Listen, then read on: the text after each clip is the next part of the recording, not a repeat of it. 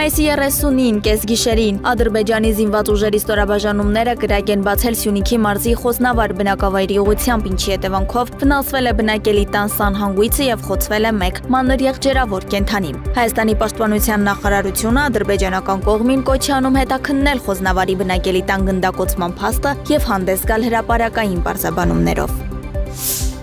Հանրապետության նախագահ Վահագն Խաչատուրյանին իր հավատարմագրերն է հանձնել Հայաստանում Իռլանդիայի արտակարգ եւ լիազոր դեսպան Քեթրին Բենոնը։ Հանդիպման ընթացքում կողմերն անդրադարձել են հայ-իռլանդական հարաբերությունների ներկայվիճակին եւ դրան զարգացման հնարավորություններին։ Քննարկվել են երկուստեք հետաքրքրություն ներկայացնող ոլորտներում, հատկապես բարձր տեխնոլոգիաների, տեղեկատվական տեխնոլոգիաների եւ հեռահաղորդակցության բնագավառներում գործակցությունը խորացնելու ուղիները։ Զրույցի ընթացքում կարևորվել է Հայաստանի տնտեսական բարեփոխումների համատեքստում իռլանդական հաջողված փորձի կիրառումը։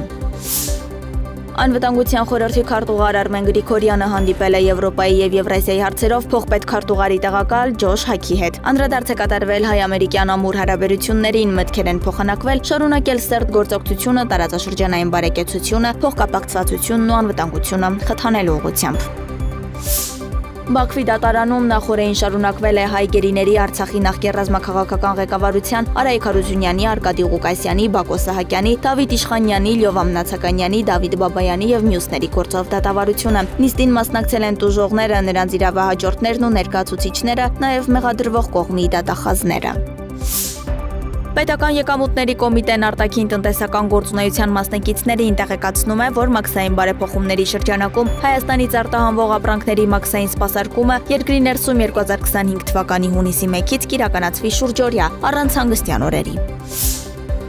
Հելմանդ նահանգի Բահրամչա շրջանում բախում է տեղի ունեցել թալիբների զինյալների եւ պակիստանցի սահմանապանների միջև։ Մարտերը սկսվել են այն բանից հետո, երբ թալիբների ուժերը երկու կոնտեյներ էին տեղափոխում նորաստեղծ դիրքեր եւ կրակի տակ են հայտնվել պակիստանյան զորքերի կողմից։ Իրավիճակը շարունակում է լարված մնալ։ Նմանատիպ միջադեպի ժամանակ երկու կողմերի միջև տեղի ունեցած մարտերի արդյունքում գրեթե մեկ ամսով փակվել է Թորխամիի սահմանային անցակետը, դադարեցնելով ինչպես ուղևորափոխադրումները, այնպես էլ առևտրային։